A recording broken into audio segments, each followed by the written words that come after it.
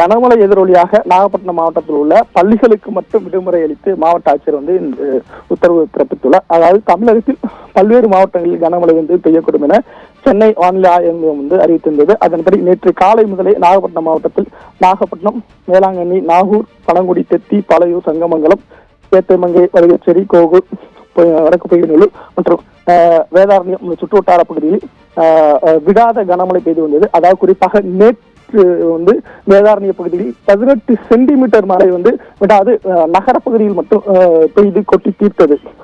அந்த எதிரொலியாக தாழ்வான பகுதிகளில் மழை தேங்கியது. சாலைகளில் மழைநீர் தேங்கியுள்ளதால் வாகன ஓட்டிகள் மிகவும் சிரமத்திற்கு ஆளாகியிருந்தனர்.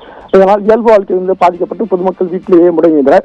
மேலும் தொடர் கடற்மழை எதிரொலியாக மாணவர்கள் நலன் கருதி நாகப்பட்டினம் மாவட்டத்தில் உள்ள பள்ளிகளுக்கு மட்டும் விடுமுறை அளித்து மாவட்ட ஆட்சியர் ஆகாஷ் இன்று அறிவிப்பு விடுத்துள்ளார். அதாவது குறிப்பாக நேற்று நள்ளிரவு முதல் கனமழை விட்டு கொட்டி தீர்த்துள்ளது.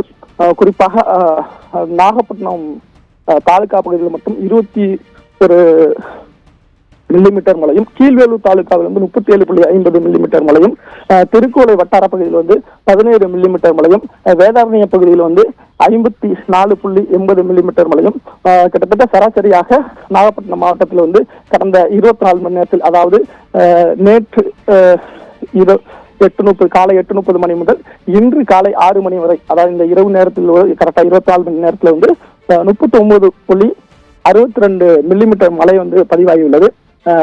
நேற்றும் வேதாரண்ய பகுதியில் அதிக மழையும், இன்றும் குறிப்பாக வேதாரண்ய நகர பகுதியில் மட்டும் 75.80 மில்லிமீட்டர் மழை பதிவாகியுள்ளது.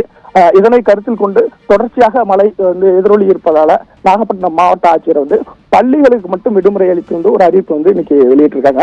மேலும் பொதுமக்கள் பாதுகாப்பான இடத்தில் இருக்க வேண்டும் எனவும், ஏதேனும் அசம்பாவிதங்கள் ஏதாவது மழையால் இருந்தால் மாவட்ட ஆட்சியர் அலுவலகத்தில் இயங்கக்கூடிய கட்டுப்பாட்டு அறைக்கு தொடர்பு கொள்ள வேண்டும் என்ற ஒரு அறிவிப்பு வெளியிட்டிருக்காங்க.